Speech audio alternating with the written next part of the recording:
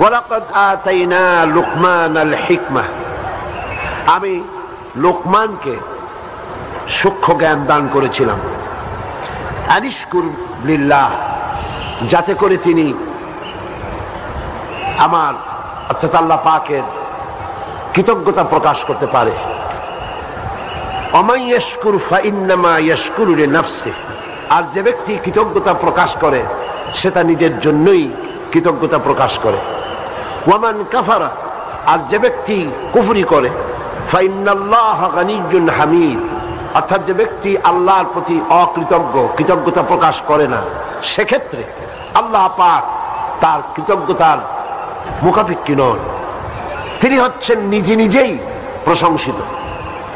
Wise ক্বালা লুকমানু লিবনিহি ওয়া হুয়া ইয়াইযুহু, আর স্মরণ করো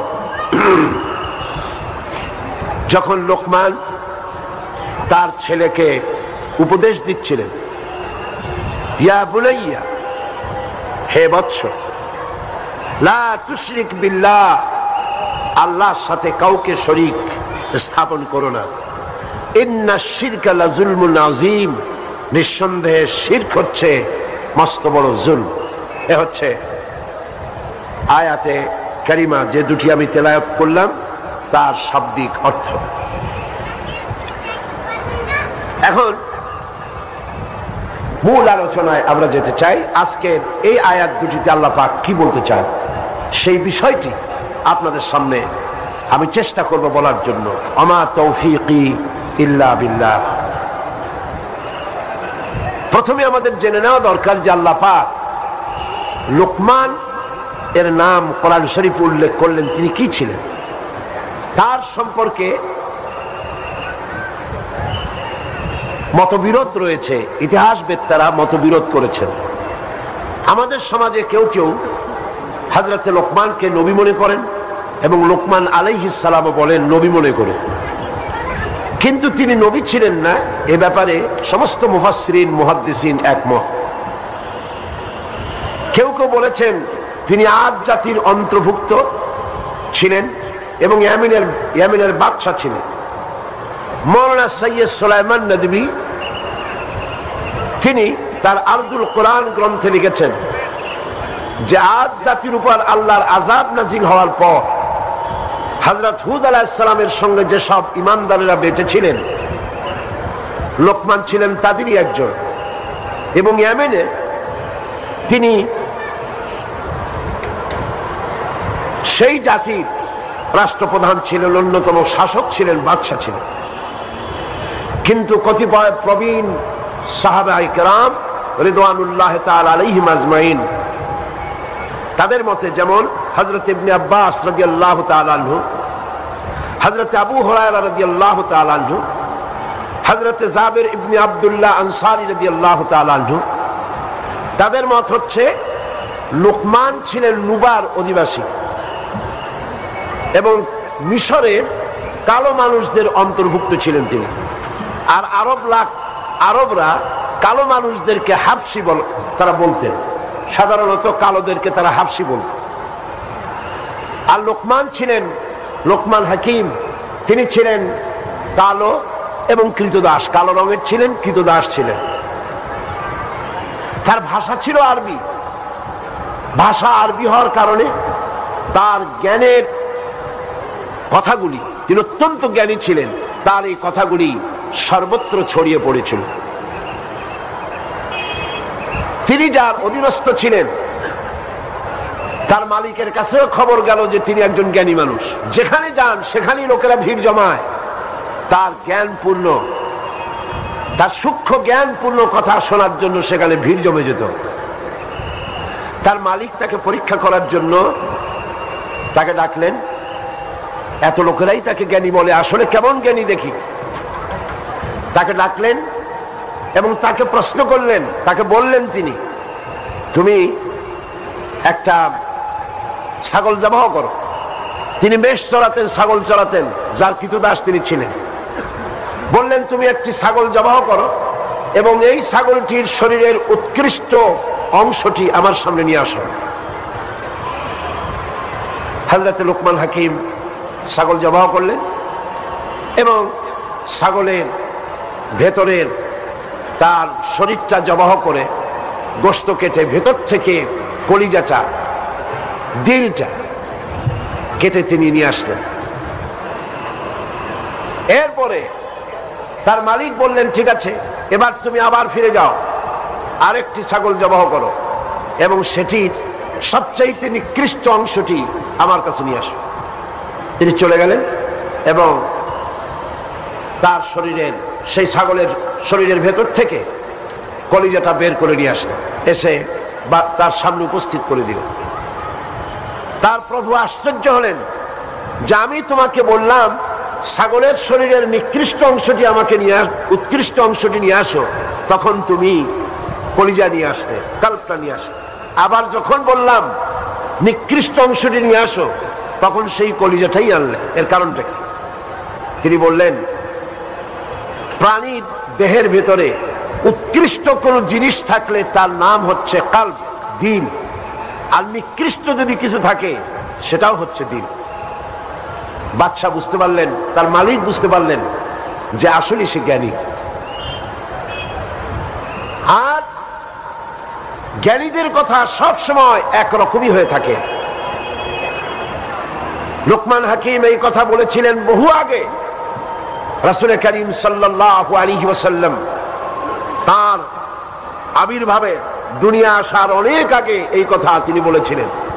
আর ঠিক একই কথাই রাসূল করিম সাল্লাল্লাহু আলাইহি ওয়াসাল্লাম বললেন, ইন্না ফিল জাসাদে মুদগা ইযা সালাহাত সালাহাল জাসাদু কুল্লু ওয়া ইযা ফাসাদা ফাসাদাল জাসাদু কুল্লু আলা ওয়াহিয়াল কলব।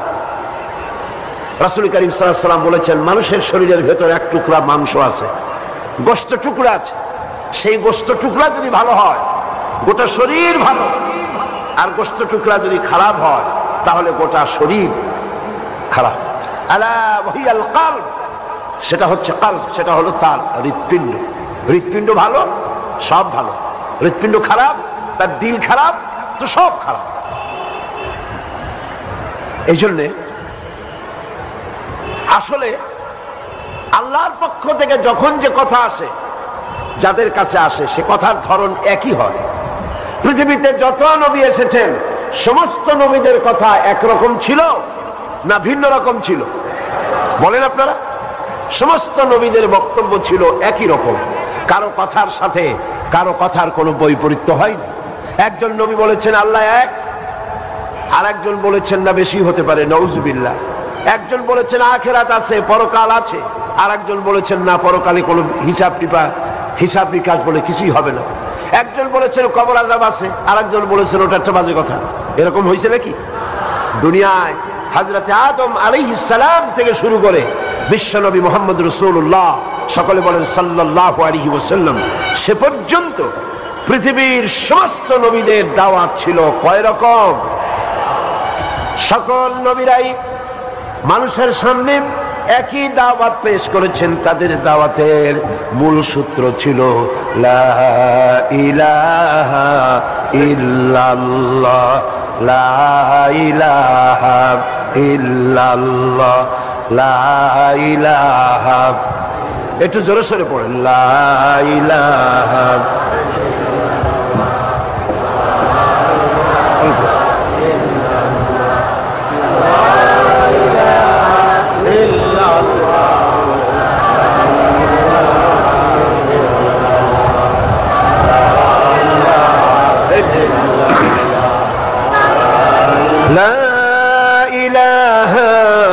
ইল্লাল্লাহু মুহাম্মাদুর রাসূলুল্লাহ।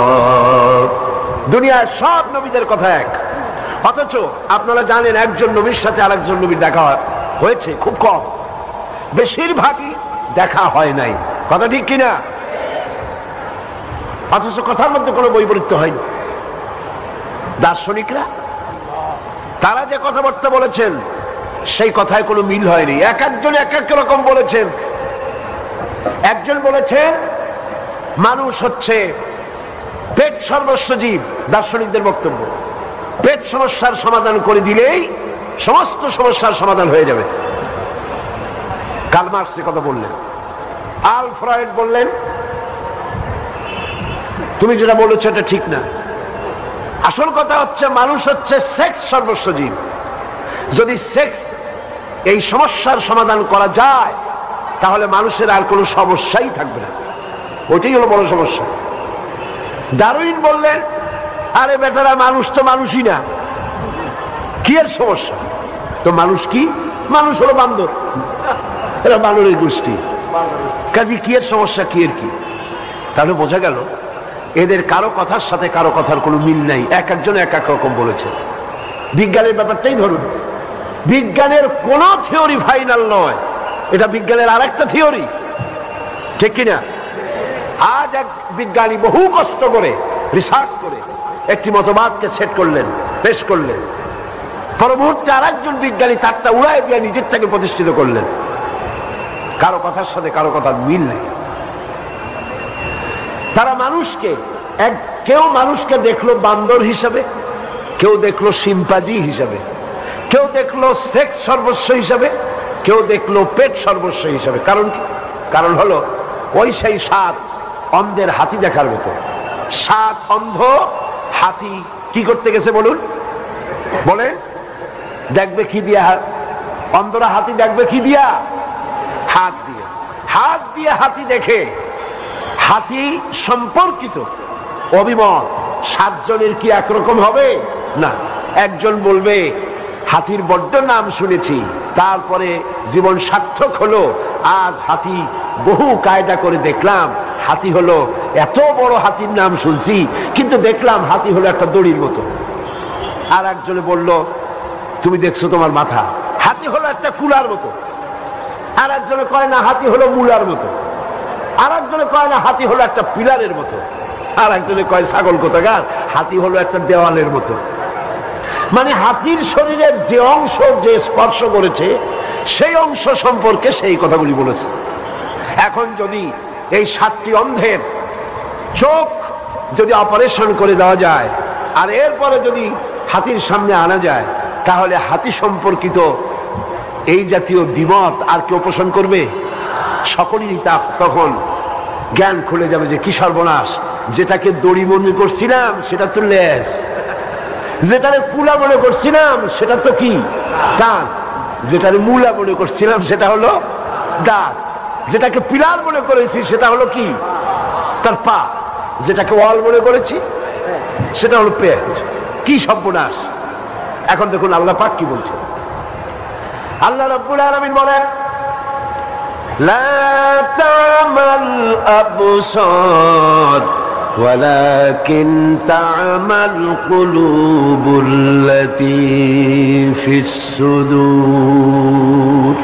লা তা'মাল আবসার, এদের বাহ্য দৃষ্টি নষ্ট হয়ে যায় নাই। এই যে দার্শনিকরা বিভিন্ন মত বলছে, এক একজন এক এক রকম মত প্রকাশ করছে, তাদের বাহ্য দৃষ্টি শক্তি বিনষ্ট হয়ে যায়নি। লা তা'মাল আবসার, আমি বলি না যে তারা অন্ধ, ওয়ালাকিন তা'মাল কুলুবুল্লাতী ফিস সুদূর, আসল কথা হলো তাদের অন্তর দৃষ্টি বিনষ্ট হয়ে গিয়েছে। চোখ তো দুই প্রকার। চোখ কয় প্রকার? দুই প্রকার। একটা হলো বাইরের এই দুইটা চোখ, আর একটা হলো ভেতরের চোখ। আর একটা কিসের চোখ? ভেতরের চোখ আছে না? আছে কিনা?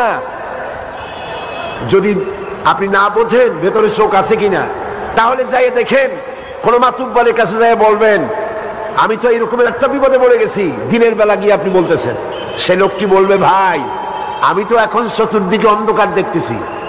তখন কিন্তু মেঘও হয় নাই, সন্ধ্যাও হয় নাই, রাতও নয়, একেবারে দুপুর বেলা বলতেছে চতুর্দিকে অন্ধকার দেখতেছি। কিসের অন্ধকার? জ্ঞানের অন্ধকার। তার জ্ঞানের চক্ষু খোলা নাই, চতুর্দিকে সে অন্ধকার দেখতে পাচ্ছে। সুতরাং জ্ঞানের একটা চোখ আছে, জ্ঞানের একটা চোখ আছে।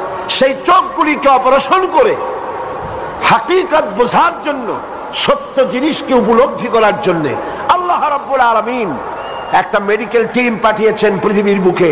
সেই মেডিকেল টিমের নাম হচ্ছে আম্বিয়া আলাইহিমুস সালাম। তারা ওহীর ছুরি দিয়ে অপারেশন করেছেন। ওয়ায়ুযাক্কিহিম ওয়া ইউআল্লিমুহুমুল কিতাবা ওয়াল হিকমা, মানুষকে পরিশুদ্ধ করেছেন, তেলাওয়াত করে শুনিয়েছেন, বিজ্ঞান শিক্ষা দিয়েছেন, মানুষের চক্ষুকে খুলে দিয়েছেন। তাহলে দিলের একটা কলব আছে, দিলের একটা চোখ আছে, সেই দিলটা যদি ঠিক থাকে তাহলে সব ঠিক।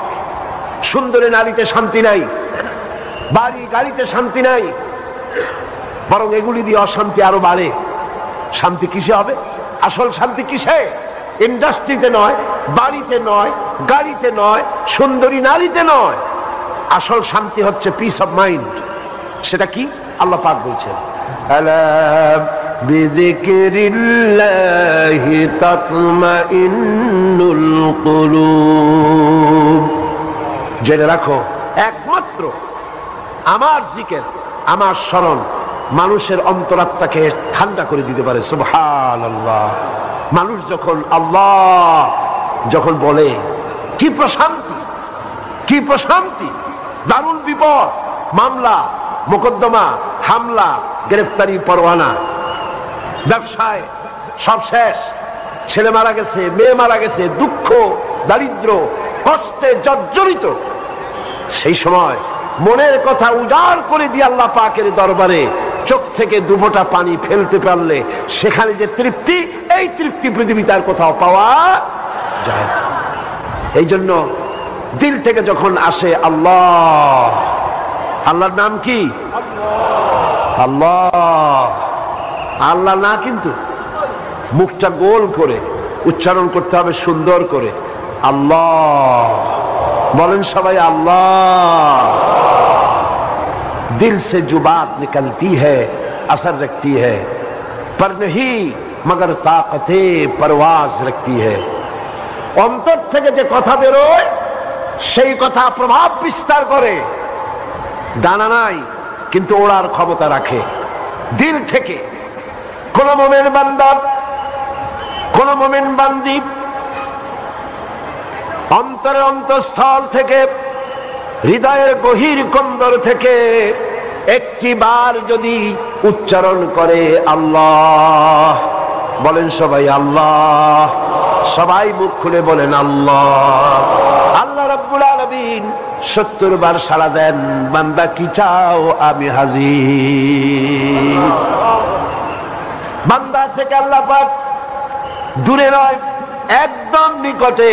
আল্লাহ পাক বলেন কত নিকটে, শোনো, ওয়া নাহনু আকরাবু ইলাইহি মিন হাবলিল ওয়ারিদ।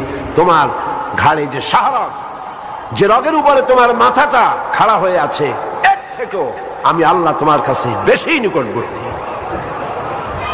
এখন এই দিল, কলব, এটা সুস্থ হতে হবে।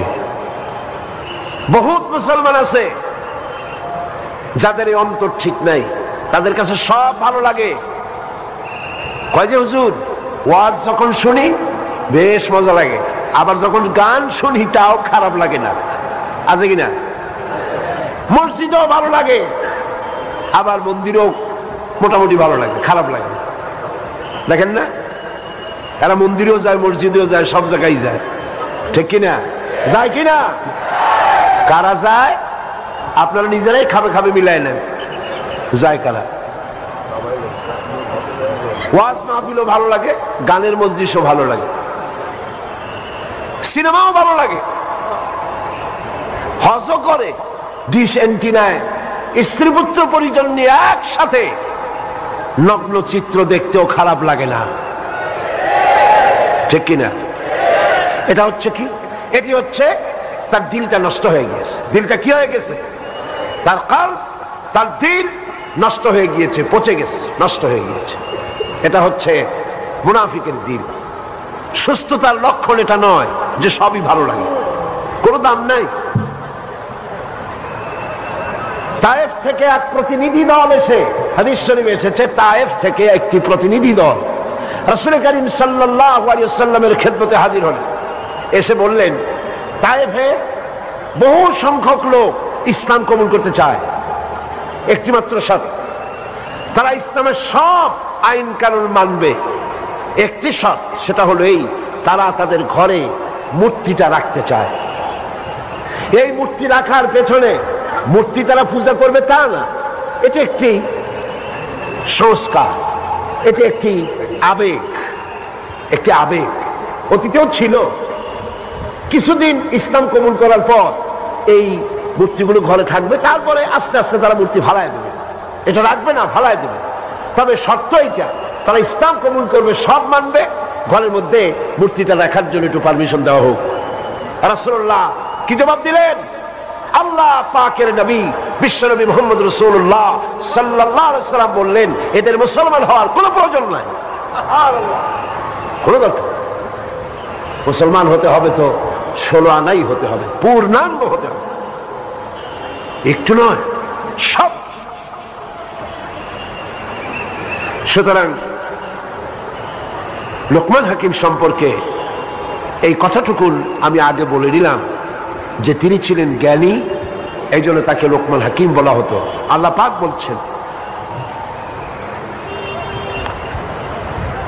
আল্লাহ পাক বলছেন ওয়ালাকাদ আতাইনা লুকমানাল হিকমা, আমি লোকমানকে সূক্ষ্ম জ্ঞান দান করেছি। সুবহানাল্লাহ। কে দান করেছে? কি জন্য? আনিশকুর লিল্লাহ, সেজন্য আল্লাহর কৃতজ্ঞতা প্রকাশ করতে পারে। এরপর আবার আল্লাহ পাক বলছেন ওমাইয়াশকুর ফাইন্নামা ইয়াশকুরু লিনাফসি, যে ব্যক্তি কৃতজ্ঞতা প্রকাশ করে সে তা নিজের জন্যই করে। ওমান কাফারা, আর যে ব্যক্তি কুফরি করলো তার থেকে আল্লাহ পাক, তার কৃতজ্ঞতার মুখাপেক্ষী আল্লাহ নন, কারণ আল্লাহ পাক নিজেই নিজের থেকেই প্রশংসিত, কারো প্রশংসার মুখাপেক্ষী তিনি নন। বুঝে আসছে কথা? এখন আল্লাহ পাক বলছেন লোকমানকে আমি জ্ঞান দান করেছি। হযরতে লোকমান আল্লাহ পাকের এই দেওয়া জ্ঞানের শুকর আদায় করেছিলেন, তিনি শুকরিয়া আদায় করলেন। শুকরিয়া আদায় করার কারণে তিনি তো কৃতদাস ছিলেন। লোকমান কি ছিলেন? কৃতদাস। তার জ্ঞানের কারণে তার মালিক তাকে মুক্ত করে দিলেন। হযরতে লোকমান আল্লাহর শুকর আদায় করেছিলেন। আল্লাহ রাব্বুল আলামিন তার কৃত দাসত্ব থেকে মুক্তি দান করে দিয়ে তার পজিশনটা কিভাবে বাড়ালেন দেখেন। তিনি ছিলেন কৃতদাস, এরপরে আল্লাহ রাব্বুল আলামিন তার দরবারে তিনি কৃতজ্ঞতা পেশ করার কারণে আল্লাহ পাক তাকে তার কথাগুলির কি দাম দিয়ে দিলেন। আল্লাহ পাক তার কথাকে কোরআন শরীফের ভিতরে লিপিবদ্ধ করে দিয়ে কিয়ামত পর্যন্ত হযরতে লোকমানকে চিরন্তন করে দিলেন। আল্লাহর শুকরিয়া আদায় করলে আল্লাহ পাক এভাবেই তাকে পুরস্কৃত করেন। লাইন শাকারতুম লাযীদান্নাকুম ওয়ালাইন কাফারতুম ইন্না আযাবী লাশাদীদ। আমার নিয়ামতের শুকর যদি আদায় করো আমি নিয়ামত বাড়ায় দেব, আর যদি অকৃতজ্ঞ হও তাহলে আমার কঠিন শাস্তি তোমাদেরকে মোকাবেলা করতে হবে। এখন কৃতজ্ঞতা নিছক মৌখিক নয়, মুখ দিয়া শুধু আলহামদুলিল্লাহ বললাম না, তাতে হবে না। কৃতজ্ঞতা প্রকাশ করার জন্য তিনটা পর্যায় রয়েছে, চিন্তা, কথা এবং কাজ। এই তিনটি জিনিসের মাধ্যমে কৃতজ্ঞতা প্রকাশ করতে হবে। সেটাই ভাবে আমি যা কিছু লাভ করেছি সবই আল্লাহর দান। সুবহানাল্লাহ। আমরা যা কিছু লাভ করেছি সব কার দান? নিজের হৃদয় মস্তিষ্কের গভীরে এই বিশ্বাস রক্তে মাংসে প্রথিত করতে হবে, যা পেয়েছি সব আল্লাহর দান। সুবহানাল্লাহ। আর মুমিন বান্দার কণ্ঠে সদা সর্বদা আল্লাহর অনুগ্রহের স্বীকৃতি থাকতে হবে। আল্লাহর অনুগ্রহ পাবেন আর বলবেন আলহামদুলিল্লাহ। কি বলবেন? আলহামদুলিল্লাহ। প্রশংসা সব সময় হবে আল্লাহ পাকের। কার্যক্ষেত্রে সে আল্লাহর হুকুম মেনে চলবে এবং তার হুকুম অমান্য করা থেকে সব সময়ের জন্য সে দূরে থাকবে। এইভাবে করে আল্লাহর শুকরিয়া, আল্লাহর কৃতজ্ঞতা তাকে আদায় করতে হবে। যে ব্যক্তি শুকর আদায় করবে না, ওমান কাফারা ফাইন্নাল্লাহা গানিয়্যুন হামিদ, আল্লাহ পাক বলেন যে ব্যক্তি শুকর আদায় করবে না আল্লাহ তার সকলের কৃতজ্ঞতার মুখাপেক্ষী নন, যেহেতু আল্লাহ রব্বুল আলামিন নিজের থেকেই নিজেই প্রশংসিত। তার প্রশংসা কেউ করুক আর না করুক এতে তার কিছুই আসে। কথা বুঝে আসছে? আল্লাহ রব্বুল আলামিন বলেন, আল্লাহর প্রশংসা করে আপনি করবেনটা কি? আপনি প্রশংসা করলে সেটা আপনার জন্য, আল্লাহর প্রশংসা করবেন, মর্যাদা বাড়বে কার? নিজের। কনকার আপনি আল্লাহর প্রশংসা করে বড় বানাইতে পারবেন? আল্লাহর যে পজিশন আছে, খুব ভালো করে বোঝেন, আল্লাহর যে পজিশন আছে, আপনারা সবাই মিলে জিকির করে ফিকির করে প্রশংসা করে তার পজিশন থেকে আরো বাড়াই দিতে পারবেন? প্রশংসা না করে আরো নিচে নামাই দিতে পারবেন? তার ক্ষমতার চৌহদ দিয়ে আরো বাড়াতে পারবেন? তাহলে আল্লাহর প্রশংসার অর্থটা কি? অর্থটা হচ্ছে প্রশংসা করলে লাভ আমার, আমার লাভ আপনার লাভ। আল্লাহ পাক বলেন, ইউসাব্বিহু লিল্লাহি মা ফিস সামাওয়াতি ওয়া মা ফিল আরদ।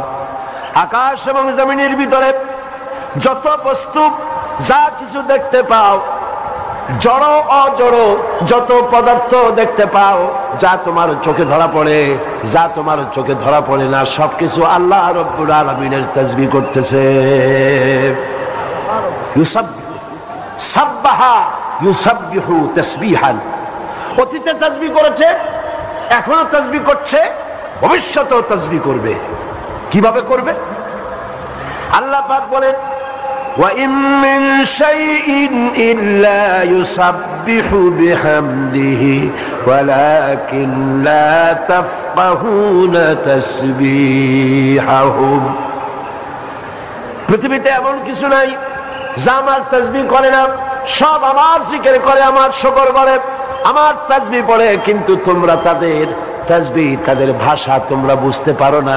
কি কায়দায় তাসবিহ করে বুঝতে পারো না। বাতাস তার শনশন রবে, পাতাগুলি তার মরমর রবে, সমুদ্র তার গর্জনের মধ্য দিয়ে, নদী তার কুলু কুলু নাবে, আর এই পৃথিবীর জন্তু প্রাণী প্রত্যেকের নিজ নিজ ভাষায় সবাই জিকির করতেছে। কিভাবে প্রশংসা করে আল্লাহ পাকে? আল্লাহ পাক বলেন, শোনো, কুল্লুন ক্বাদ আলিমা সালাতাহু ওয়া তাসবিহাহু।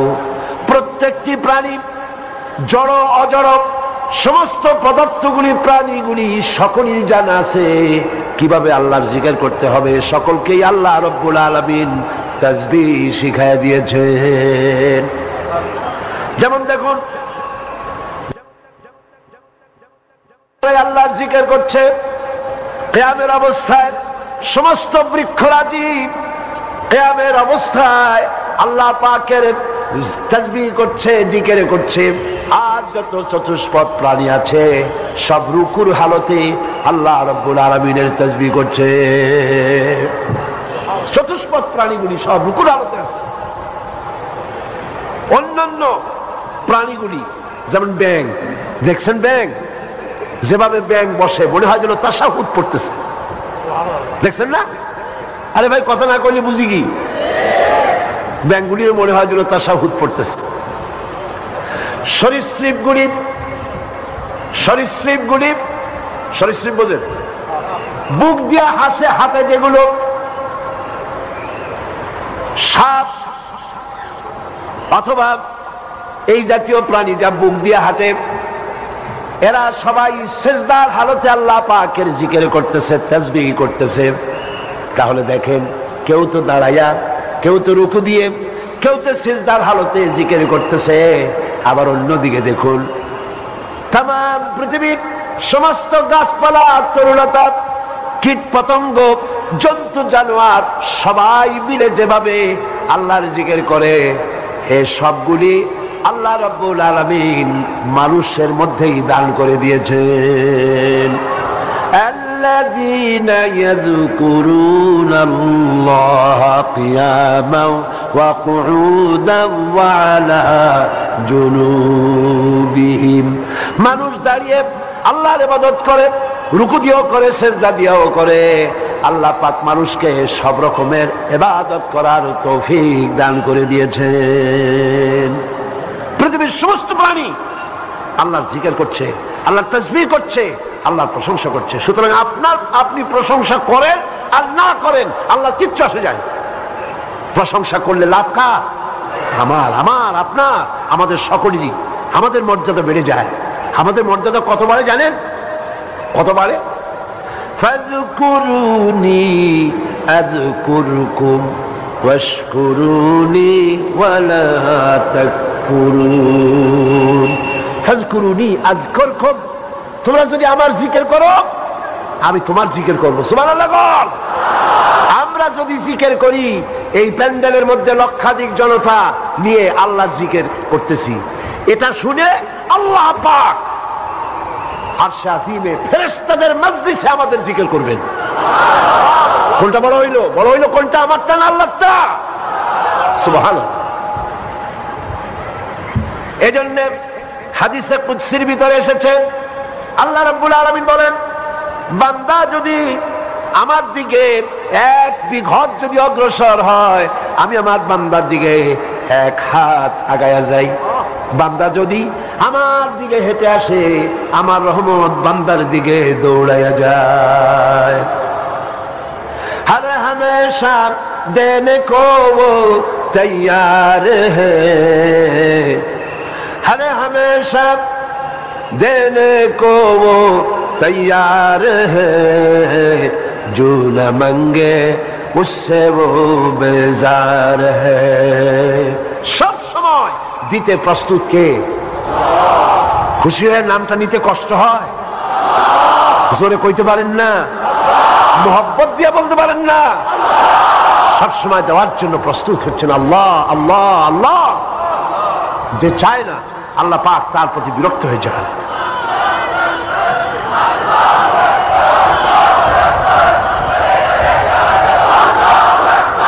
এখন আসুন, আল্লাহ পাক বলছেন, এ কথাগুলি এখন কার আসতেছে?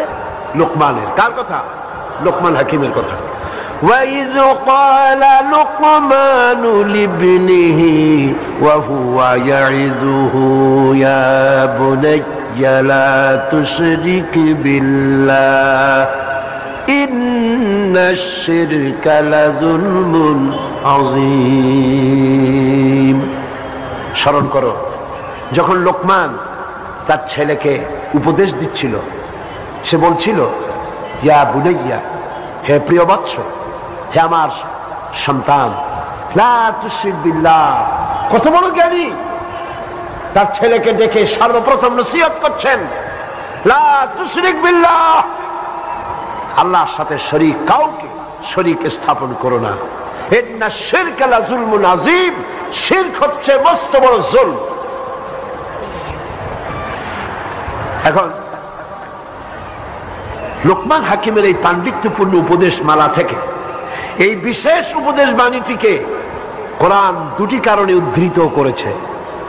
2টি কারণ রয়েছে এর পেছনে। এই উপদেশটা কার?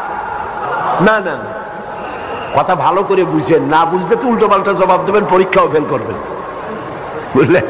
বুঝবেন ভালো, লিখবেনও ভালো, পরীক্ষাও পাস করবেন ভালো, ঠিক না? আপনারা এখানে বসে আছেন ঠিক, কিন্তু অনেকে বসে নাই। বসা আছেন, মন চলে গেছে কারো বাড়িতে, কারো অন্য জায়গায়। মনটাই তো আসল, দিলটা কি আসল? কানটা আর দিলটা মঞ্চের দিকে থাকতে হবে। যিনি কথা বলছেন সেদিকে আকৃষ্ট হতে হবে, তাহলেই জবাবটা একেবারে পুরুষের মতো ঠাস ঠাস করে দিতে পারবেন সঠিকভাবে। কথা বুঝতে পারছেন? এই উপদেশটা হচ্ছে কার?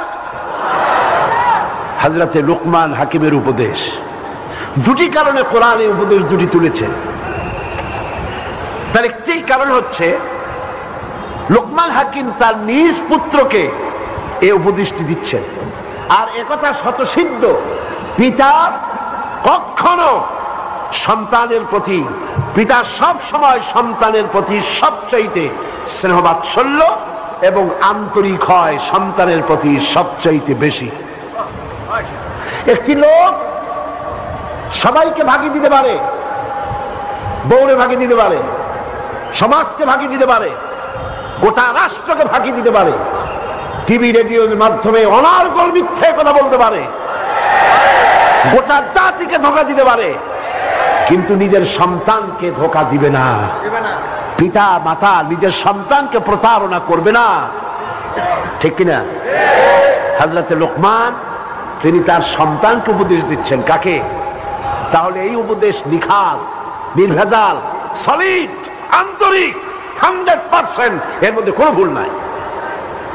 তিনি ছেলের কল্যাণ কেন, তাই নিজ পুত্রকে নসিহত করছেন, অকাট্যভাবে প্রমাণ করলেন একথা যে শিরক যথার্থই নিকৃষ্ট কাজ এবং জুলম, একথা তিনি বললেন। এটি হলো লোকমান হাকিমের কথা কোরআন শরীফ উঠাবার একটি কারণ। 2 নম্বরের কারণ হচ্ছে মক্কার কাফেরেরা নিজ সন্তানদেরকে শিরক করতে বাধ্য করত। রাসূল করিম সাল্লাল্লাহু আলাইহি ওয়াসাল্লামের দ্বীনের দাওয়াত থেকে ফিরাবার জন্য জুলম করত, বাধ্য করত, এক আল্লাহর প্রতি ঈমান এনো না। তখন এই আয়াত নাযিল হলো। আল্লাহ তাদেরকে বুঝাতে চাইলেন, তোমরা তো তোমাদের সন্তানদেরকে শিরক করতে বাধ্য করছো, অথচ যে লোকমানকে তোমরা সবচাইতে জ্ঞানী বলে মনে করো, জানো, বিশ্বাস করো, ইতিহাসের চর্চা হয় তোমাদের মধ্যে, সেই জ্ঞানী লোকমান তিনিও তো এই কথা বলেছেন। এ কথা রাসূলুল্লাহ নতুন বলছেন না, এর আগে লোকমান হাকিম নামের একজন বিজ্ঞ ব্যক্তি এই কথাটি বলে গেছেন। সুতরাং এইটার বিরুদ্ধে তোমরা যেও না, এটার বিরোধিতা করো না, আল্লাহর সাথে শিরক করো না। এখন শিরক অর্থ হচ্ছে অংশ। অংশ ইসলামী পরিভাষায় আল্লাহ তাআলার জাত এবং সিফাতের সাথে কাউকে তার সমকক্ষ, সহায়ক এবং অংশীদার স্থির করাকেই আরবিতে কি বলা হয়? আজকের আলোচনা অত্যন্ত গুরুত্বপূর্ণ। এই আলোচনার সাথে আমাদের জান্নাত আর জাহান্নাম নির্ভর করে। এইটা বিশ্বাস এবং আমলের উপরে আমাদের জান্নাত এবং জাহান্নাম নির্ভর করে। অত্যন্ত মনোযোগের সাথে আজকের আলোচনা শুনতে চেষ্টা করুন এবং দোয়া করুন যেন আল্লাহ পাক আমাকে বলার তৌফিক দেন। শিরক হচ্ছে কবিরা গুনাহ। শিরক কি গুনাহ? কবিরা গুনাহ, জঘন্য অপরাধ। শিরককে আল্লাহ পাক বড় মিথ্যা এবং জুলম বলে কোরআন শরীফে ঘোষণা করেছেন। আমাদের সমাজে আল্লাহ তাআলার সঙ্গে বিভিন্ন পন্থায় শিরক করা হয়, যেমন মানুষ, পাথর, আগুন, গাছ, পীর, মাজার ইত্যাদির মাধ্যমে। কথা ঠিক কিনা? কথা ঠিক কিনা? এগুলির মাধ্যমে গাছের সাথে বিশ্বাস করা হয় গাছের মধ্যে কিছু আছে। ওই যে গাছে হযরত বাইজিদ বোস্তামি কোথায় আসছিল? চট্টগ্রামে। হ্যাঁ, সেইখানে দড়ির সাথে ইট আর পাথর বাঁধে ধুই আসে। আমি নিজের চোখে দেখছি বহু বছর আগে। আমি যে প্রশ্ন করলাম যে এগুলি কেন, তারা বলল যে সব মেয়ে লোকদের সন্তান হয় না, তারা এখানে পাথর ঝুলাই থয়। কারণ কি? এর সাইকোলজি কি, এর সিগনিফিকেন্স কি? বলছে এটার সাইকোলজি হচ্ছে যে গাছের সাথে পাথরটা ঝুলাই দিলে পেটটাও আস্তে আস্তে বড় হতে হতে সন্তান এসে যাবে। একটা কথা হইল, কোথায় গাছের সাথে পাথর ঝুলানো আর কোথায় মায়ের পেটে বাচ্চা আসা, কি এর সাথে কি? কল গাছ নিয়ে, গাছের সাথে শিরক করা হচ্ছে, গাছ নিয়ে আল্লাহর সাথে শিরক করা হচ্ছে, পাথরের পূজা করা হচ্ছে, আগুনকে সম্মান করা হচ্ছে। আরে বাবা, আগুন তো আল্লাহর সৃষ্টি। এরা কি পাগল? একটা জাতি, তার আর্মি, তার বিডিআর, তার পুলিশ, তার বিদেশি মেহমান এলে আগুনের সামনে দাঁড়িয়ে ফুলের মালা দিয়ে সেলিউট প্রদান করা কোন মুসলমানের কাজ নয়। সুস্পষ্ট শিরক, কবিরা গুনাহ, হারাম।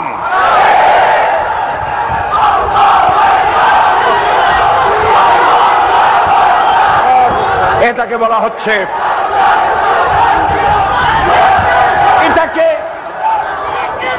এটাকে নতুন করে ব্যাখ্যা দেওয়া হচ্ছে, এটা নাকি মুক্তিযুদ্ধের চেতনা। আজিব আজিব, মুক্তিযুদ্ধের চেতনার সাথে আগুনের সম্পর্কটা কি? আমার মতো ক্ষুদ্র মানুষ আমি বুঝতে পারলাম না, আমার অঙ্কে মেলে না, আমি বুঝি না এটার সাথে ওইটার কি সম্পর্ক। আগুন, জাহান্নামের আগুন, অহরহ গ্যাস পোড়ানো হচ্ছে, ইন্নাল মুবাজ্জিরিনা কানু ইখওয়ানুশ শায়াতিন। এই অপচার জন্য যারা এই কাজ করলো কিয়ামতে শয়তানের ভাই বোন হিসেবে আল্লাহর দরবারে দাঁড়াবে। কার কথা? কার কথা? আল্লাহ পাকের কথা। আবার বলে কি কয়ে না এটা তো কোনো পূজা টুজা না, আপনারা নিজেরাও তো আগুনের পুজো করেন। বলে কিরকম? রান্না বান্না করেন আপনারা, আগুন পুজো করেন না? কি আশ্চর্য কথা! আমরা কি আমাদের কি ওরা কি পাইছেন আমি বুঝি না।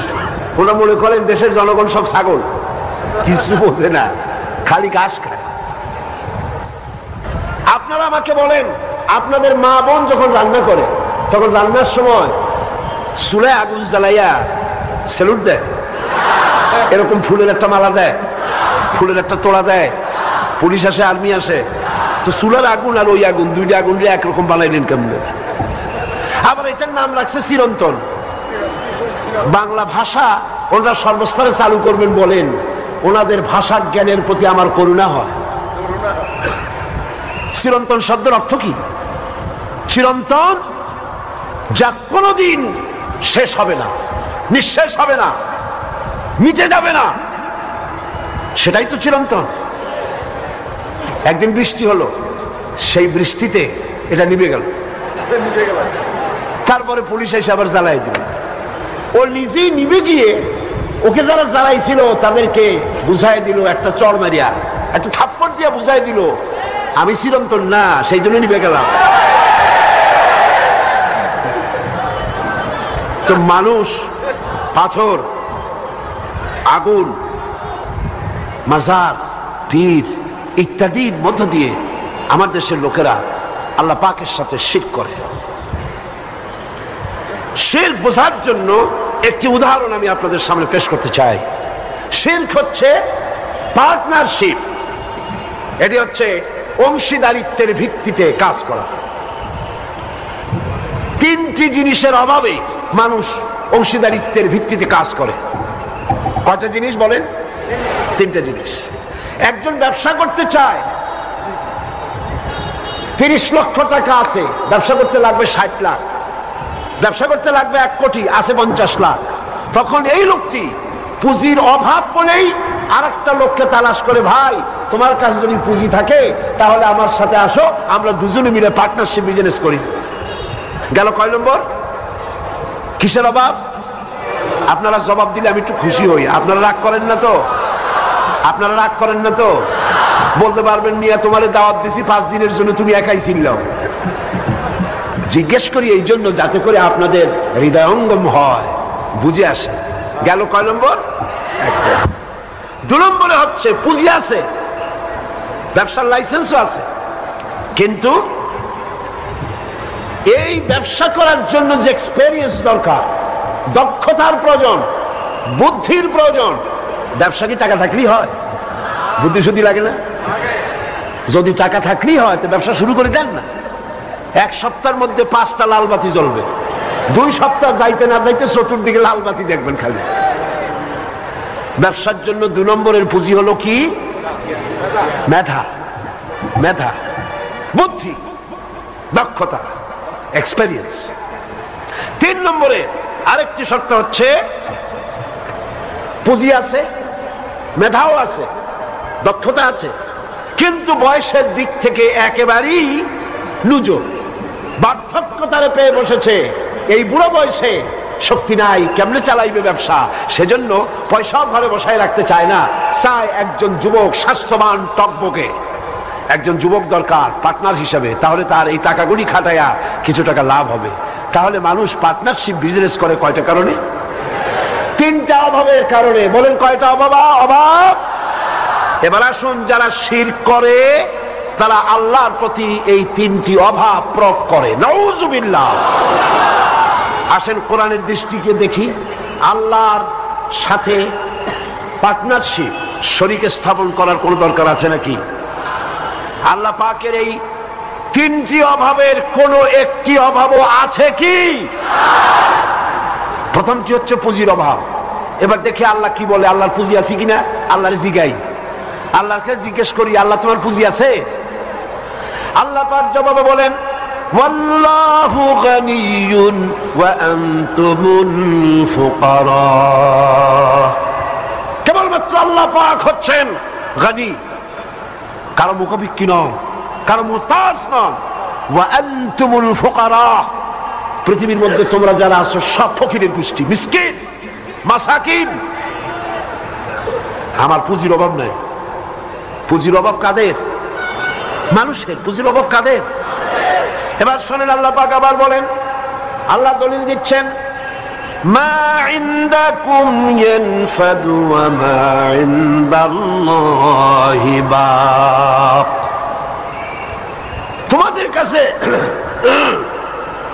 তোমাদের কাছে যা আছে সব ফুরাইয়া যায়। 5 মণ দিলে 3 দিন পরে যাই দেখা যায় সব পায়খানা হয়ে গেছে, কিচ্ছু নেই। 5 কোটি টাকা আছে, 6 মাস পরে সব শেষ। টাকার আল্লাহ যত ধান দিলেন, চাউল দিলেন, মাছ দিলেন, গোশত দিলেন, খাইয়া সমুদ্র শেষ করে ফেলাইছি আমরা, ঠিক কিনা? সমুদ্র এখন মাছ কমে গেছে, এমন খাওয়া খাচ্ছে। মা ইনদাকুম ইয়ানফাদু, তোমাকে যা দেওয়া হয়, তোমার কাছে যা আছে সব ফুরায় যায়। ওয়া মা ইনদাল্লাহি বাক, আর আমার কাছে যা আছে তা ফুরায় না। আল্লাহ পাকের ভান্ড যত দেন তত ভরা থাকে, মনেই কমে না। সুবহানাল্লাহ। আল্লাহ পাক বলেন,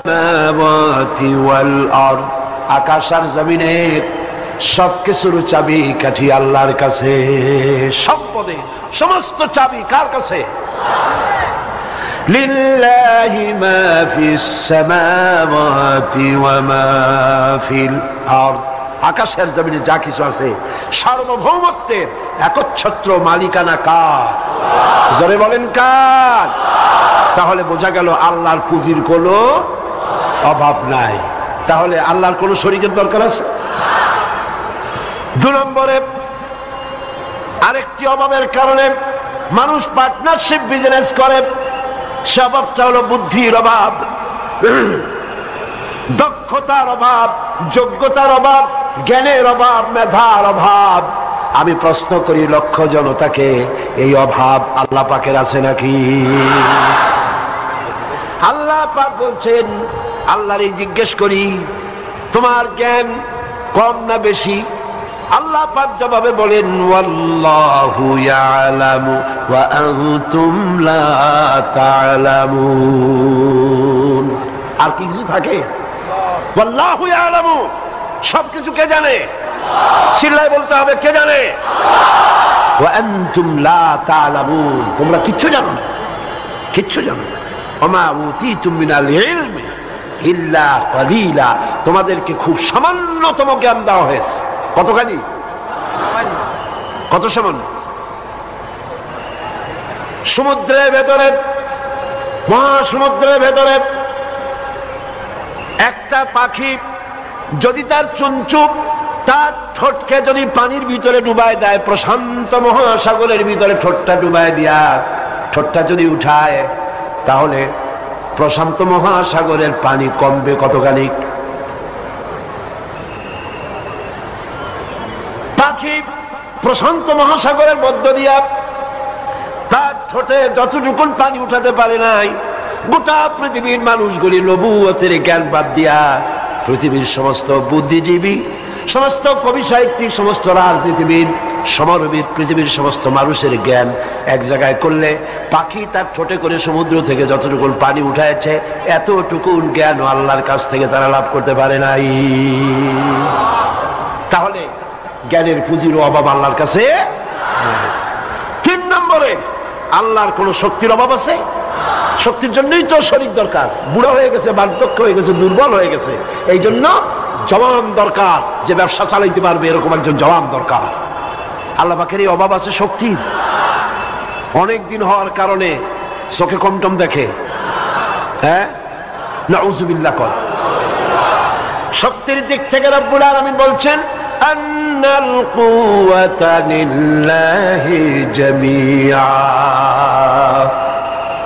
পাগলেরা, পাগল নেতারা, পাগল নেত্রীরা, উন্মাদ নেত্রীরা, উন্মাদ নেতারা বলে সকল ক্ষমতার উৎস জনগণ। এরা উন্মাদ। এরা কি উন্মাদ না হলে বলে ৭১-এর চেতনা নিয়ে বন্যার সাথে মোকাবেলা করা হবে। বন্যা কি পাকিস্তানি সৈন্য? তোমার রাইফেল নিয়ে বন্দুক নিয়া তারপরে তুমি বন্যা দেখাইবা? পাগল। পাগল কি গাছে ধরে? জনগণকে বলা হয় ক্ষমতার উৎসব, মিথ্যে কথা, বাজে কথা। এই কথাটা বলে আপনাদেরকে একটু খুশি করিয়া, আপনাদেরকে পাম্প পট্টি দিয়া ডানলপ টায়ার বানায় দিতে চায় ফুলাইয়া। এটি একটি কবিরা গুনাহ, বিশ্বাস করা হলো হারাম, কারণ কোরআনের কথার সাথে সাংঘর্ষিক। আল্লাহ পাক বলছেন আন্নাল কুওয়াতা লিল্লাহি জামিআ, সমস্ত ক্ষমতার উৎস কে? এরকম কোন কেন? সামনে ৫-৬ জন কয় আল্লাহ, দূরে যারা দাঁড়ায় আছে আপনারা আল্লাহ কইতে পারেন না? যিনি যেখানে আছেন মাইকের আওয়াজ যত দূরে শোনা যায় সবাই বলেন সমস্ত ক্ষমতার উৎস কে? আলহামদুলিল্লাহ।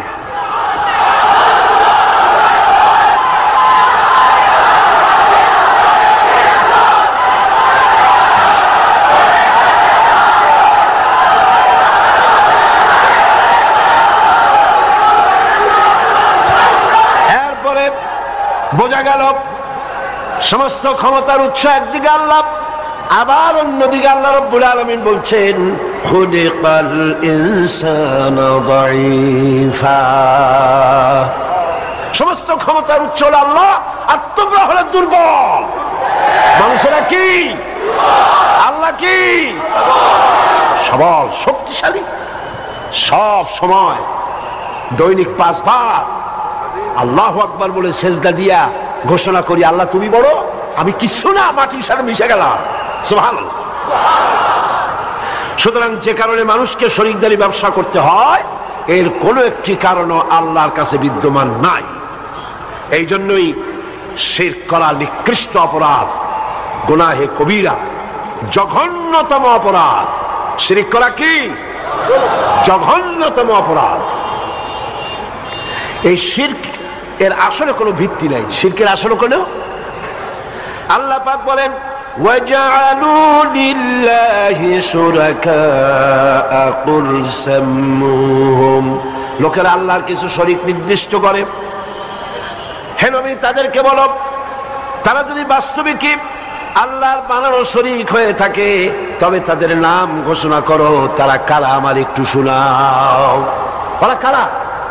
আমার সাথে তাদেরকে অংশীদার স্থাপন করো। ওরা কারা? নাম শোনাও। আম তুনাব্বিউনাহু বিমা লা ইয়ালামু ফিল আরদি বিযাহিরিম মিনাল কাউল, অথবা তোমরা কি আল্লাহকে এমন কথা শোনাতে চাও যে তিনি নিজের জমিনে এমন কেউ আছে বলে জানেনই না? সুতরাং শিরক থেকে বিরত থাকো। শিরকের বুনিয়াদ হচ্ছে আন্দাজ এবং অনুমান। শিরকের বুনিয়াদ কি? আন্দাজ। জেনে রাখতে হবে আলা ইন্না লিল্লাহি মান ফিস সামাওয়াতি ওয়াল আরদ, জেনে রাখো আসমানের বাসিন্দা হোক আর জমিনেরই হোক, তা সবকিছু আল্লাহর মালিকানাধীন। সবকিছু কার মালিকানার মধ্যে? আল্লাহ পাকের মালিকানার ভেতরে সব। সুতরাং আল্লাহর সাথে শরীক স্থাপন করো না। শিরকের কোন দলিল নাই।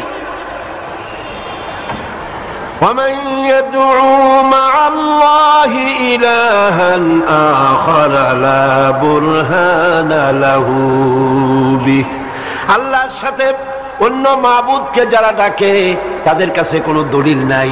আন্দাজে তারা এ ধরনের মাবুদ তারা বানিয়ে নিয়েছে। আন্দাজ, একদম অনুমানের উপরে ভিত্তি করে তারা অন্যের উপরে নির্ভর করে। আল্লাহ পাকের শিরক যারা করে আল্লাহর সাথে, আল্লাহ পাক বলছেন এটা হচ্ছে সম্পূর্ণ মিথ্যার উপরে প্রতিষ্ঠিত। ومن يشرك بالله فقد ইফতারা ইসমান আযীমা। যে লোক আল্লাহর সাথে অন্য কাউকে শরীক স্থাপন করে সেটা বড় মিথ্যা রচনা করলো এবং মারাত্মক গুনাহের কাজ করলো, মারাত্মক গুনাহ করলো। সে সবচাইতে বড় জুলম। লা তুশরিক বিল্লাহ ইন্নাশ শিরকা লাযুলমুন আযীম। খবরদার শিরক করো না, আল্লাহর সাথে কাউকে শরীক স্থাপন করো না, এটা হলো মস্ত বড় জুলম, অত্যাচার। জুলমটা কি? জুলম শব্দের অর্থ হচ্ছে ওয়াদউল শাই ফি গায়রি মুহাল্লি, যে জিনিস যেখানে রাখার নয় সেই জিনিস সেখানে রাখার অর্থই হলো, বলেন নাকি? মাথার টুপিটা খুলে যদি হাঁটুর উপরে থয় তাহলে টুপির উপরে কি করা হলো? মাথার টুপি নিয়ে বাজারে গিয়া বাজার করিয়া টুপিতে করে যদি আনে তাহলে টুপির প্রতি কি করা হলো? নৌকা চলে কি দিয়া? কন্যা। সেই নৌকা যদি রাস্তার উপরে টানায় থয় তাহলে নৌকার উপরে কি করা হইলো? জুলুম করা হলো। চশমা থাকে কোথায়? এই চশমা অনেকে এরকম থয়, ঠিক না?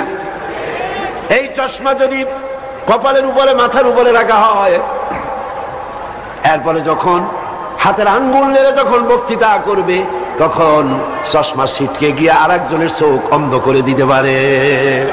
তাহলে চশমার উপরে কি করা হলো? জুলুম করা হলো। ওয়াদউল শাই ফি গায়রি মুহাল্লি, যেখানে যেটা রাখার সেটা সেখানে না রেখে আরেক জায়গায় রাখার নামই হলো জুলম। ইবাদত হবে কার? চিল্লায় কোন কার? ছেলে দিতে পারে কে? মেয়ে দিতে পারে কে? হাসাতে পারে কে? কাঁদাতে পারে কে? হায়াত দিতে পারে কে? ব্যবসায় উন্নতি দিতে পারে কে? মামলা মোকদ্দমায় জিতায় দিতে পারে কে? ক্ষমতা দিতে পারে কে? ক্ষমতা ছিনাই দিতে পারে কে? এ সব কিছুর মালিকানা কেবলমাত্র একমাত্র শুধুমাত্র আল্লাহ, আল্লাহ, আল্লাহ, আর কেউ হতে। যখনই মানুষ এই সব কাজে অন্যকে শরীক করে, খাজা বাবা ইয়া খাজা মেরা মতলব কো পুরা কর দে, নাউযুবিল্লাহ। আরে খাজা আপনার মতলব পুরা করবে কি করিয়া? খাজার মতলবই তো পুরা করছে আল্লাহ। কে পুরা করছে? এই ধরনের কিছু লোক ব্যবসার ফাঁপ পেতে বসে আছে। ভাবখানেই আমরা হচ্ছে আল্লাহর এজেন্ট। আমার কদম বসি করো, হাদিয়া দাও, টাকা দাও, পয়সা দাও, তোমার ভাগ্য খুলে যাবে।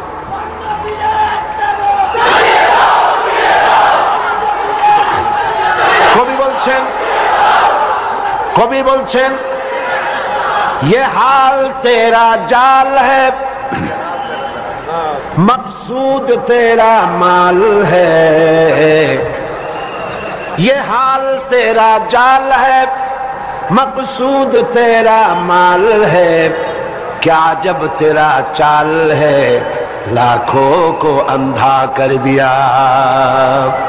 তোমার এই হাল, এই অবস্থা মানুষের সামনে একটা জাল, জালিয়াতি, ভণ্ডামি। মানুষের কাছে ভণ্ডামি করে মানুষের অর্থ করি লুটে নেওয়া ধর্মের নামে এক ব্যবসা।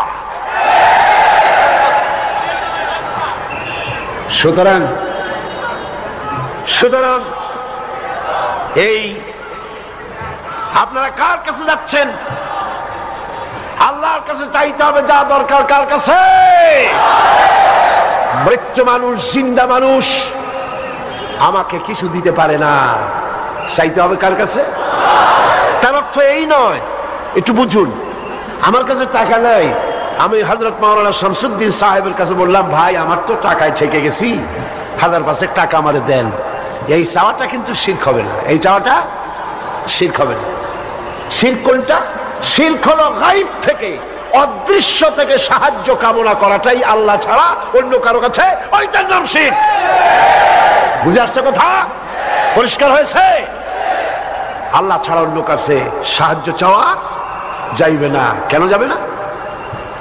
কারণ হচ্ছে আমার আল্লাহ বলছেন, আলাইসাল্লাহু বিকাফিন আবদাহ, আলাইসাল্লাহু বিকাফিন আবদাহ, আমি কি আমার বান্দার জন্য যথেষ্ট নই? কে বলছেন এ কথা? জোরে বলেন, কে বলছেন? আমি কি আমার বান্দার জন্য যথেষ্ট নই? আপনাদের জবাব তো তাড়াতাড়ি হওয়া দরকার, বলবেন যে অবশ্যই।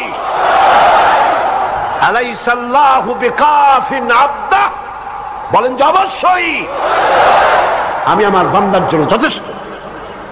সৃষ্টি করছি আমি, আর তুমি সাবা মাজারে গিয়া পাইছো কি? মাজারে নয়, জিন্দা মুর্দা কারো কাছে নয়। ওয়াইজা সাআলতা ফাসআলিল্লাহ ওয়াইজা ইসতাআনতা ফাসতাইন বিল্লাহ। যা চাইবার সব আল্লাহর কাছে চাও, যা বলার আল্লাহকে বলো। তিনি শোনেন না? তিনি কি ঘুমায় থাকেন? তিনি কি ঘুমায় থাকেন? আল্লাহু লা ইলাহা ইল্লা হুয়াল হাইয়ুল কাইয়্যুম লা তাখুযুহু সিনাতুন ওয়ালা নাওম। আল্লাহ এক এবং একক, তিনি সদা জাগ্রত, চিরঞ্জীব। ঘুম, তন্দ্রা, নিদ্রা কোনটাই তাকে স্পর্শ করে না।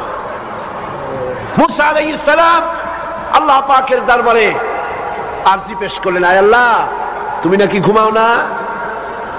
আল্লাহ কয়, তুমি বিশ্বাস করো না? মুসা আলাইহিস সালাম বললেন, অবশ্যই বিশ্বাস করি, তবে আমার বুঝে আসে না। আল্লাহ পাক বলছেন, বিশ্বাস যখন করো তাহলে বুঝাই দেওয়া যাবে, বুঝাই দেওয়া যাবে। বিশ্বাস তো করছো। ইব্রাহিম আলাইহিস সালাম এরকম বলেছিলেন, রব্বি আরিনি কাইফা তুহইয়াল মাউতা, আয় আল্লাহ, তুমি মুর্দারে জিন্দা বানাও কেমনে? আল্লাহ কয়, আওয়ালাম তুমিন, বিশ্বাস করো না?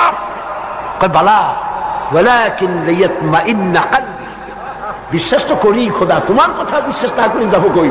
বিশ্বাস করি, তবে কানে শোনা আর চোখে দেখা একটু পার্থক্য তো আছেই। চোখে যদি দেখতাম খুশি হয়ে যাইতাম। আল্লাহ দেখাই দিছিলেন, দেন নাই? কোন সূরা আছে? আলেমেরা কোন তাড়াতাড়ি সূরা বাকারার মধ্যে কোন না কেন? মুসা আলাইহিস সালাম বললেন, আল্লাহ তুমি নাকি ঘুমাও না? আল্লাহ কয়, বিশ্বাস করো না? কয় বিশ্বাস করি, বুঝি না। আল্লাহ কয়, তাহলে বুঝাই, এক গ্লাস পানি নিয়ে আসো। মুসা আলাইহিস সালাম এক গ্লাস পানি নিয়ে আসলেন, দাঁড়ায় থাকো।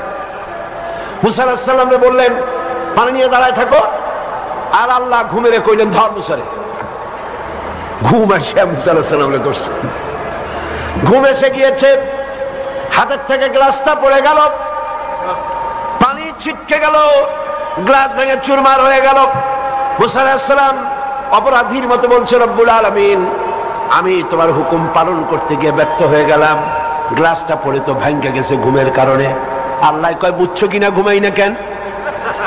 মুসা আলাইহিস সালাম বলেন, বুঝি না।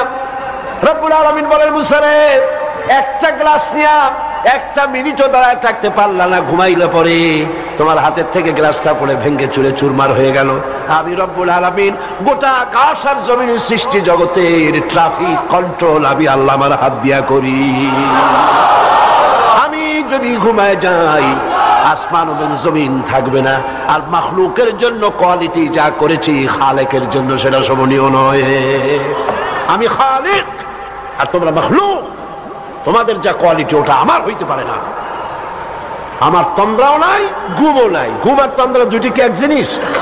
ঘুমাইলে তো শীতই থাকে, আর তন্দ্রা মুরগির মতো ঠোকর খায়, এরকম করে। এটার নাম তন্দ্রা। আল্লাহ কয় যে লা তাখুযুহু সিনাতুন ওয়ালা নাওম, ঘুম তন্দ্রা কোনটাই আমাকে স্পর্শ করে না। সুবহানাল্লাহ, আমাকে কোনটি স্পর্শ করে না। সুতরাং আপনি তো আল্লাহর কাছেই চাইবেন। আপনি মাজারে গিয়া চাইলেন, হযরত খাজা মাঈনুদ্দিন চিশতি আজমেরি রাহমাতুল্লাহ আলাইহি, আল্লাহ পাকের মাহবুব বান্দা। আপনি বাংলাদেশি, আমি বাংলাদেশি। আমি যাই কইলাম, খাজা সাহেব, আমার ছেলে নাই, মেয়ে দেন কিছু। উনি কি বাংলা বুঝেন? আর একজনে আসলো লন্ডন থেকে, উনি এসে ইংরেজিতে কইলো, উনি কি ইংরেজি বুঝবেন?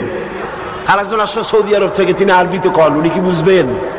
আর উনি কি রাত দিন 24 ঘন্টা ওই কবরের মধ্যে আছেন, এটার কি কোনো প্রমাণ আছে?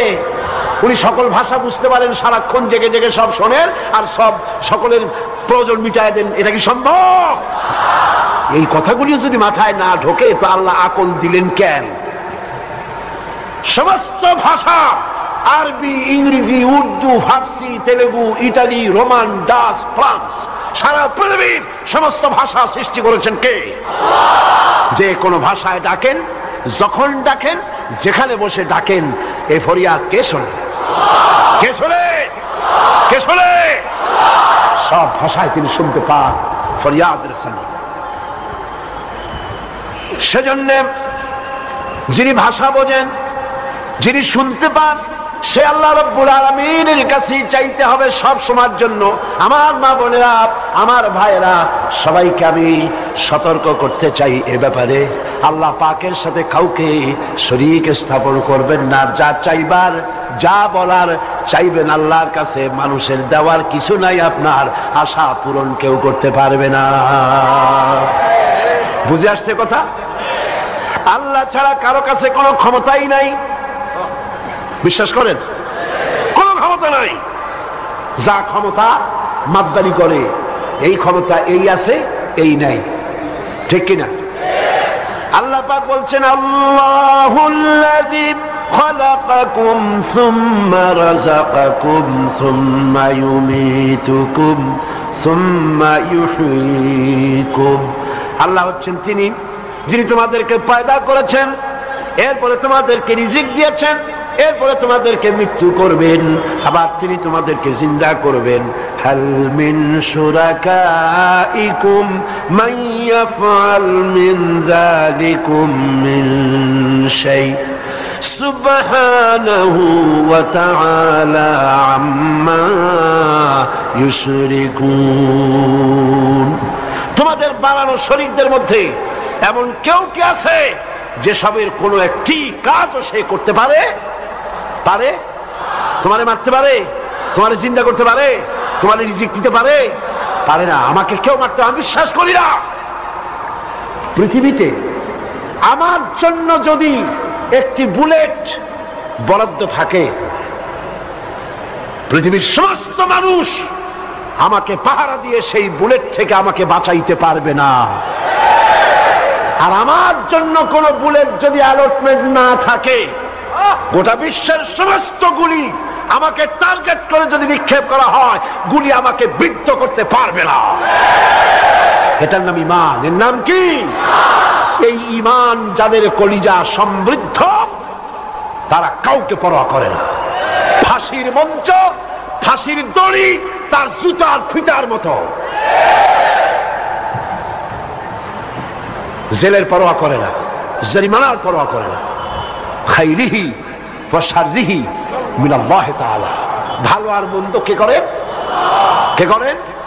সমস্ত ক্ষমতার উৎস কার হাতের মুঠায়? মুসা আল্লাহ পাক হুজুরকে বলেছেন, কোনো চিন্তা নাই, আপনি আমার চোখের সামনে।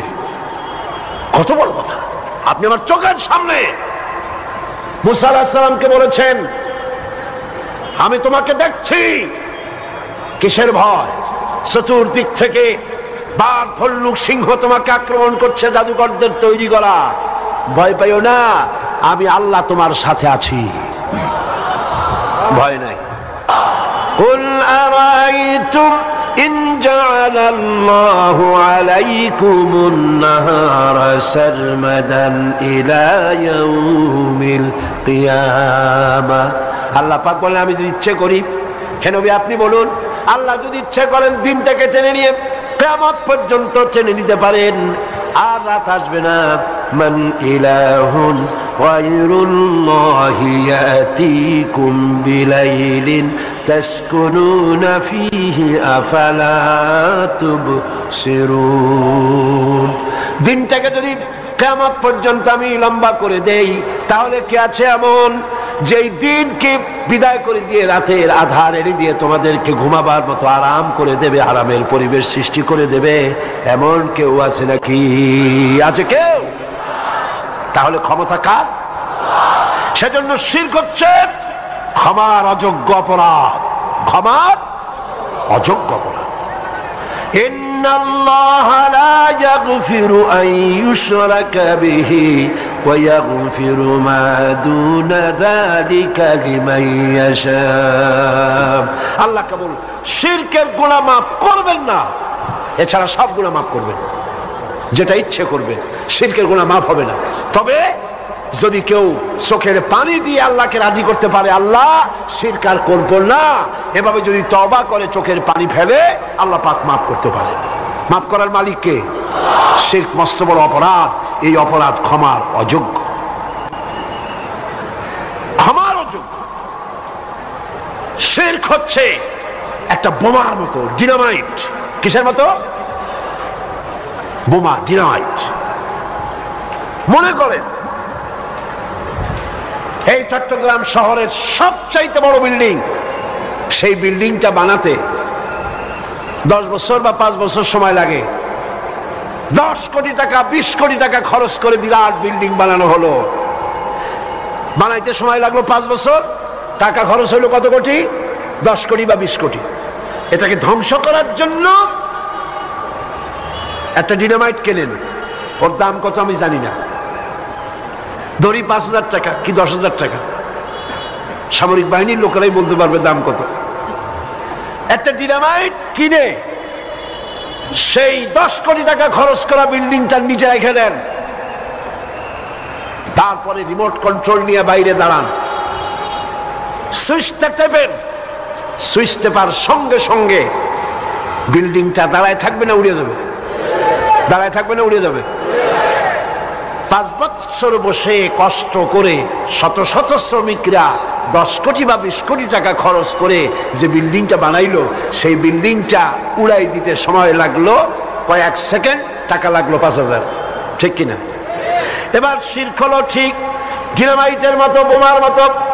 আল্লাহ রাব্বুল আলামিন সূরা ফুরকানের মধ্যে বলেছেন, ওয়াকাদিমনা ইলা মা আমিলু মিন আমালিন ফাজআলনাহু হাবাআম মানসুরা। আমি তাদের কৃতকর্মের দিকে মনোনিবেশ করব, তাদের আমলগুলি বিক্ষিপ্ত ধূলিকণায় পরিণত করে দেব। আমি যখন তাদের আমলনামা দেখব এবং সেখানে যখন আমলের ভিতরে শিরক মিশ্রিত অবস্থা দেখতে পাবো, ফাজআলনাহু হাবাআম মানসুরা, মুহূর্তের ভিতরে সমস্ত নেক আমলগুলি ধূলি কোণায় পরিণত করে দেব। আর আমলের কোনো দাম নাই, এই আমলের কোনো দাম আমার কাছে হবে না।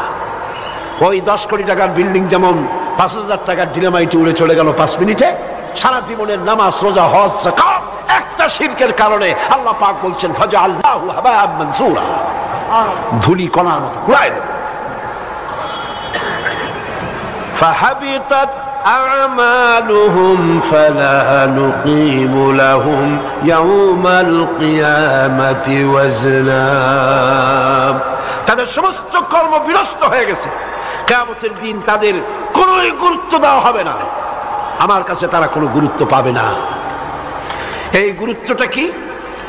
এই গুরুত্বটা হচ্ছে এই পৃথিবীর বুকে দুনিয়ায় যত বড় বড় কৃতিত্ব তোমরা করেছ, বিশাল বিশাল সুরম অট্টালিকা, বিশ্ববিখ্যাত বিশ্ববিদ্যালয়, সুবিশাল লাইব্রেরি, সুবিস্তৃত আর্ট গ্যালারি, পৃথিবীর মধ্যে যা কিছু করেছো এগুলি আমি কোনো গুরুত্ব দেব না।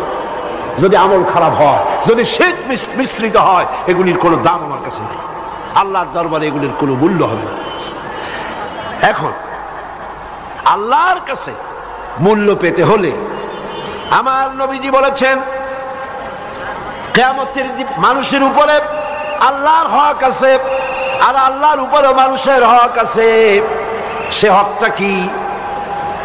আল্লাহর উপরে মানুষের হক হলো মানুষ আল্লাহর ইবাদতের সাথে কাউকে শরীক স্থাপন করবে না।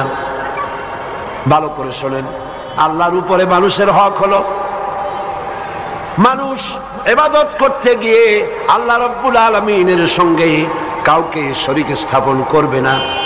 এ হলো আল্লাহর উপরে মানুষের হক। আর বান্দার উপরে আল্লাহর হক হতেছে যে ব্যক্তি আল্লাহর ইবাদতের মধ্যে কাউকে শরীক স্থাপন করবে না, আল্লাহ রাব্বুল আলামিন ওই বান্দার জন্য জাহান্নামের আগুনকে আল্লাহ পাক হারাম করে দিবে।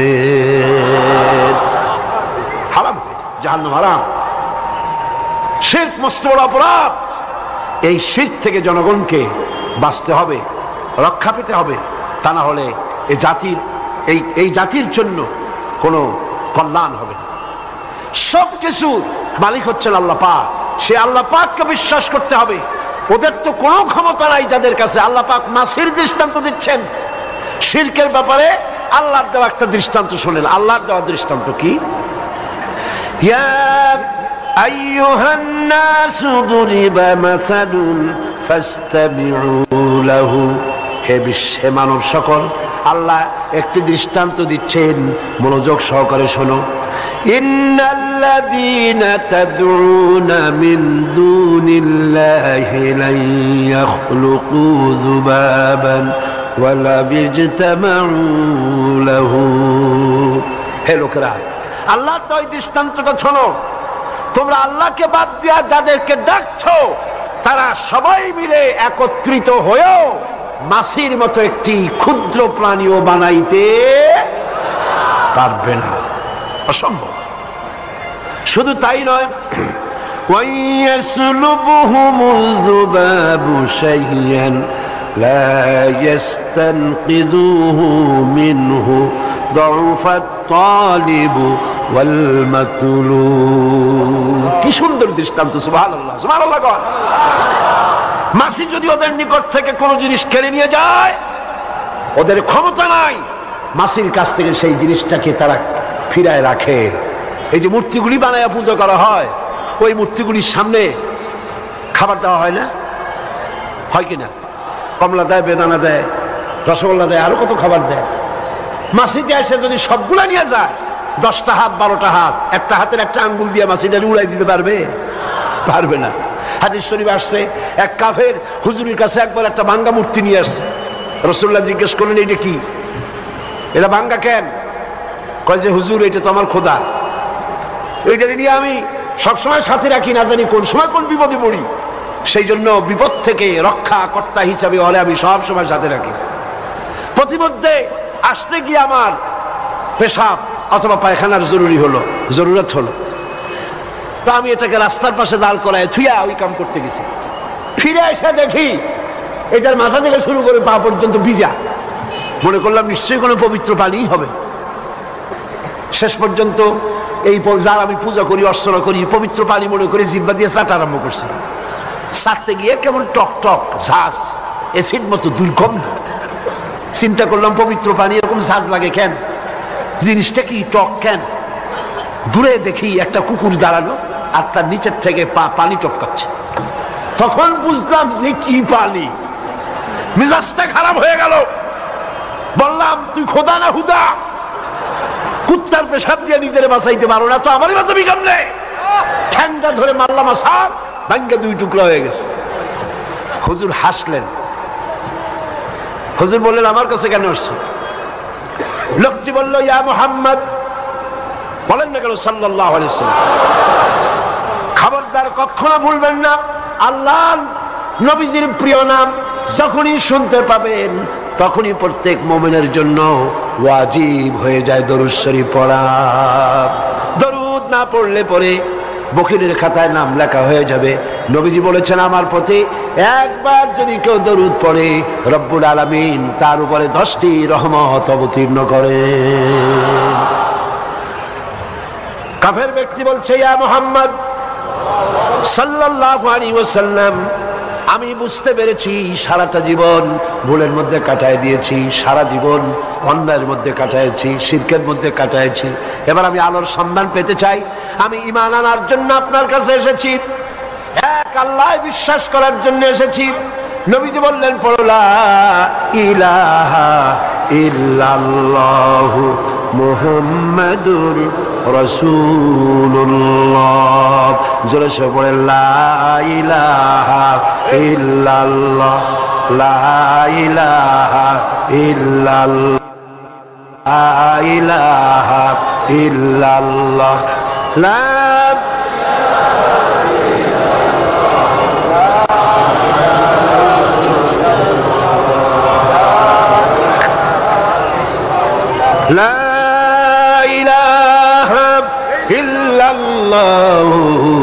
মুহাম্মাদুর রাসূলুল্লাহ। ভাইরা আমার, সমস্ত ক্ষমতা একচ্ছত্র মালিক কে? আল্লাহ। সুতরাং কবরের কাছে এই মাসালা বারবার আমি বলেছি, আল্লাহর ওলিদের কবর যদি চোখের সামনে কোথাও পড়ে জিয়ারত করবেন, দরুদ শরীফ পড়বেন, কিছু দিতে যাবেন, কিছু পাইতে যাবেন না। কি দেবেন? মোমবাতি, আগরবাতি, টাকা, চাদর, পয়সা না। কি দেবেন? সওয়াব। দরুদ শরীফ পড়বেন, সূরা ফাতিহা শরীফ পড়বেন, সূরা ইখলাস পড়বেন, দোয়া। কিছু পাইতে যাবেন না। সূরা কাফের মধ্যে আল্লাহ পাক বলেছেন, যারা এখানে শুয়ে আছে, যাদের কবরের কাছে যাচ্ছ, কিছু চাইতেছ, কান পেতে শোনো, একটা শ্বাসের আওয়াজ কানে আসবে না। তোমারে কি দিবে? সুতরাং জিন্দা মুর্দা মানুষের কাছে পাওয়ার কিচ্ছু নাই। জিন্দা মানুষ দোয়া করতে পারে, আল্লাহর ওলিরা দোয়া করতে পারেন। কি করতে পারেন? দোয়া করতে পারেন। কবুল হবে কিনা আল্লাহ পাক ভালো জানেন। কে ভালো জানেন? আল্লাহ পাক ভালো জানেন। কবরের দিকে, কবর পূজার জায়গা হয়ে গিয়েছে আজকাল। কবরস্থানগুলিকে বেশি করে সাজানো হচ্ছে, বিরাট বিরাট গম্বুজ বানানো হচ্ছে, চাদর দেওয়া হচ্ছে, আগরবাতি মোমবাতি দেওয়া হচ্ছে। শিরক জায়েজ নাই, জায়েজ। রাসূল করিম সাল্লাল্লাহু আলাইহি ওয়াসাল্লাম বলেছেন, লা তাজলিসু আলাল কুবুর ওয়া লা তুসাল্লু আলাইহা। কবরের উপরে বসো না এবং সেদিকে মুখ করে নামাজ আদায় করো। কবর জিয়ারত করার সময় যদি কবরের কাছে যান, জিয়ারত করার সময় দোয়া দুরূদ পড়িয়া মুনাজাত করবেন। কোন দিকে ফিরে? কোন দিকে ফিরে? আপনি কবরের দিকে ফিরে ইমানদার লোকেরা মুনাজাত করবে না। তার কারণ হলো, এটা প্রমাণ হয় আপনি যেন কবরের কাছে যাচ্ছেন। মনে থাকবে? মনে থাকবে? আল্লাহ তৌফিক দান করুন, বলি আমিন। আল্লাহ তৌফিক দান করুন।